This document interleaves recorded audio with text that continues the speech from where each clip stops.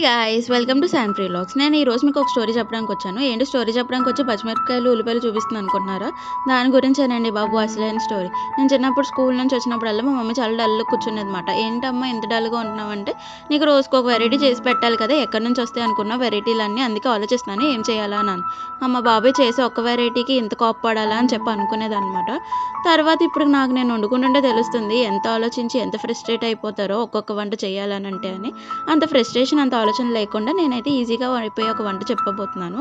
దీనికేంటంటే ఒక పెద్ద సైజు ఉల్లిపాయలు 3 తీసుకొని అవి స్ట్రెయిట్‌గా ఉల్లిపాయ పకోడీకి కట్ చేసినట్టు కట్ చేసేయండి. ఒక 4 చిల్లీస్ తీసుకొని చిన్న చిన్న ముక్కలు కట్ చేసి, ఉప్పు మీకు టేస్ట్‌కి సరిపడా and 1 spoon of chilli powder and half spoon of garam masala వేసి బాగా కలిపియండి.